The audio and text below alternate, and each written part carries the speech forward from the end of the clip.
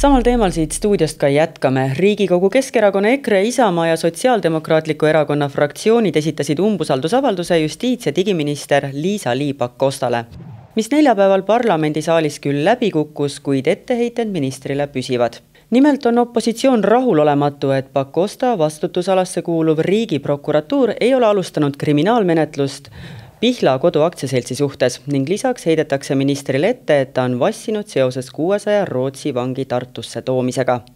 Olen palunud minister Liisa-Ly Pakosta endale täna külla, et esitada talle 10 kas-küsimust, millele ootan poliitilist tolmu keerutamata konkreetseid vastuseid. Tervist! Tere! No, hakkame siis kohe peale. Kas raha kaalub üle inimeste turvatunde? Kindlasti mitte. Eesti turvalisus ei ole kunagi müügiks. Kui vanglarendist rääkida, kogu lepingu eesmärk on ikkagi see, et meil oleks Eesti turvalisuses raha, Rootsi maksumaksja maksaks kinni meie turvalisuse eest vastutavad täiendavad töökohad, et meil on 2 väga hea NATO-liitlas vahel turvalisust tõstev koostöö, et me aitame kogu piirkonnas turvalisust tagada, et meie vanglateenistujad oleksid olemas, et meie turvalisust tagav infrastruktuur oleks olemas ja et meie maksumaksjad ei maksaks tühja 12 miljonit eurot aastas, vaid et me saame selle rahaga täiendavalt siseturvalisusesse suunata. Kas te vähendasite teadlikult oma kommunikatsioonis Tartu vanglasse toodavate Rootsi kinnipeetavate kuritegude ohtlikkust, et see ei tee inimestele nii-öelda söödavamaks muuta? Ei, ma ei ole seda küll kunagi teinud. Me oleme algusest peale rääkinud, et kui selle lepingu peale üldse minna, siis tuleb vaadata väga selgelt, et kes on välistatud, keda me siia mitte mingil juhul ei võta, kus on meie punased jooned. Seda olen ma rääkinud esimesest intervjuust saati, mis oli eelmise aasta augustis. Ja me ei võta Eestisse siis võrgustunud kurjategijaid, gängikurjategijaid, radikaliseerunud kurjategijaid, usufanaatikuid, terrorismis osalenuid, aga me võtame pikka karistusajaga. Nüüd, kui te lahutate ühest teise, siis pikk karistusaeg on vajalik selleks, et mitte solgutada neid inimesi edasi tagasi, mis on täiendav turvarisk. Ja nüüd omakorda me vaatame iga kinnipeetava puhul, annab meie Kaitsepolitseiamet hinnangu, kas see inimene üldse sobib.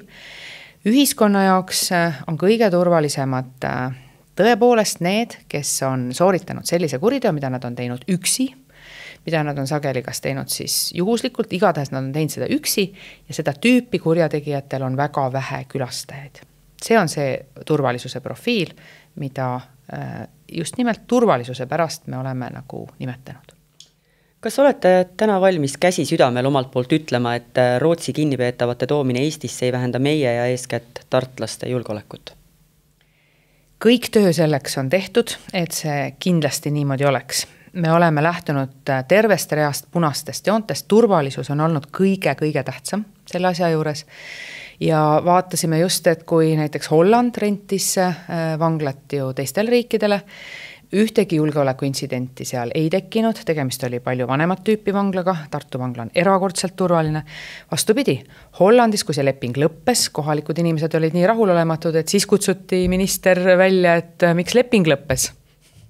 No enne kui me läheme edasi küsimustega, vaatame korraks ära ühe väikese videoloo. On teie jaoks nördimus tekitav või võib-olla isegi lausa uskumatu, et Riigiprokuratuur ei ole alustanud kriminaalmenetlust Pihla Kodu aktsiaseltsi suhtes seoses seal toime pandud vägistamisjuhtumitega? Jah, olukorras, kus meil on kirjalikud jäljed veebruarist 22, kus hooldekodu üks juhatajatest naeris vägistamisjuttu välja ühe kannatanu osas. Meil on olemas augustist 23 e-kiri, kus hooldekodu juhataja asetäitja ise rääkis ühele kannatanu tütrele vägistamiskatsetest ja jälle naerdi välja.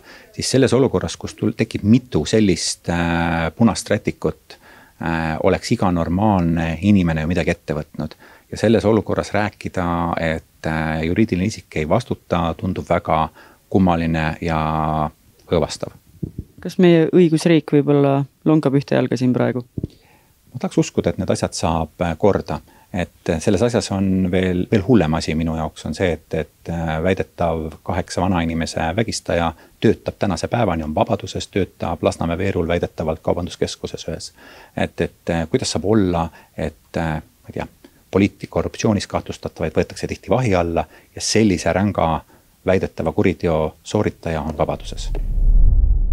Jätkame. Kas fakt, et Riigiprokuratuur ei ole alustanud kriminaalmenetlust Pihlakodu aktsiaseltsi suhtes seoses seal toime pandud vägistamisjuhtumitega, painab teid? Ma väga kiidan Olav-Jüri Luike ja teisi tema meeskonna inimesi, kes on tegelikult teinud ju väga-väga head tööd, kelle poole inimesed on pöördunud ja esitanud nüüd täiendavaid tõendeid, mida ei ole politseile varem esitatud. Ja ma väga loodan, et need tõendid jõuavad ka politseisse, et nende põhjal saab siis prokuratuur kaaluda, et kas nüüd midagi on vaja veel teha, kas nad midagi saavad veel teha. Et see, et on välja tulnud veel infot nüüd tagant järgi, see on väga hea, et see on välja tulnud ja prokuratuuriga ma tean, et on ka Olav-Jüri Luigel kohtumine ees. Lähen ikkagi selle küsimuse juurde tagasi. Kas see fakt, et praegu ei ole seda menetlust alustatud, painab teid? Praegu pärast seda, kui need andmed on kõik välja tulnud, veel täiendavad andmed, muidugi painab loomulikult. Kas teile opositsiooni poolt esitatud umbusaldusavaldus oli põhjendatud? Ei olnud. Seal kahjuks oli kas täiesti selgeid faktivigu või siis süüdistati mind ju selles, et miks ma ei ole prokuratuuri sundinud mingeid kriminaalmenetlusi alustama. See oleks seadusevastane. Ehk et mind süüdistati selles, et ma olen käitunud nii, nagu seadus ette näeb. See on nüüd päris jabur olukord tegelikult. Kas ministrina olete valmis oma vigu tunnistama või on teie retoorika eneseõigustus?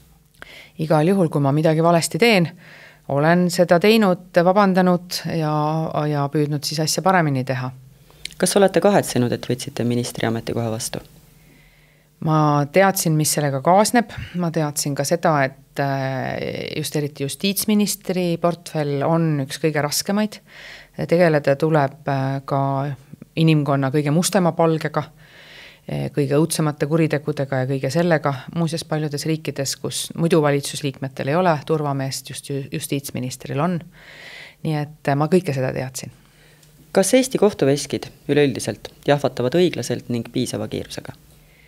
Kiirus on kahjuks alla läinud. Viimastel aastatel me näeme, et kohtumenetlused on oluliselt pikenenud ja me näeme ka seda, et edasikaebamisi on palju, mis tähendab seda, et need kohtuotsused ei ole alati ette ennustatavad. See on ka põhjus, miks ma olen alustanud kohtureformiga. Kas erakond Eesti 200 oleks Reformierakonna armuta elujõuline? Erakond Eesti 200 on Riigikogus ilma Reformierakonna armust sõltumata. Kas olete enda hinnangul viinud ellu lubaduse seista rahvale lähemal, kui seda tegi eelmine parlamendi koosseis ja valitsus? Ma arvan küll, et juba siis, kui ma olin Riigikogus Euroopa Liidu asjade komisjoni juht, näiteks käivitasin tõesti selle, et eelnõud peavad olema ligipääsetavad, seal peab olema lihtsas keeles kokkuvõte, alustasin esimest korda kogu Riigikogu ajaloos kaasamist, väga positiivne ja ka ministrina olen pidanud hästi oluliseks seda, et tõesti iga kord, kui küsitakse, selgitan, käin, olen väga palju käinud ka kohtadel mööda Eestit ringi, et see on minu jaoks väga tähtis tõesti ja nii, et ma loodan väga, et jah. Kas pikaajalise võrdõiguslikkuse ning võrdsete õiguste eest võitlejana olete valmis aktsepteerima ka teie seisukohtadest erinevaid poliitilisi ning elulisi vaateid? Absoluutselt. Ma pean seda väga-väga oluliseks, et erinevad seisukohad oleksid esil. Ma olen alati kiitnud, pidanud seda demokraatia üheks alustalaks ja alati selgitanud seda, et kui, siin oli Viktoria Ladõnskaja-Kubits kirjutas ühe arvamusloo, kuidas teda ei ole ajakirjanikuna näiteks tööle võetud, kuna ta kuulub erakonda. See on otsene diskrimineerimine, seadusega keelatud, kõik need inimesed, kes talle ka meediamajadest on niimoodi öelnud, on tegelikult rikkunud Eesti põhiseadust ja diskrimineerinud inimest tema poliitiliste vaadete tõttu. Seda ei tohi teha. Liisa Liipak-Kosta, ma tänan teid nende vastuste eest.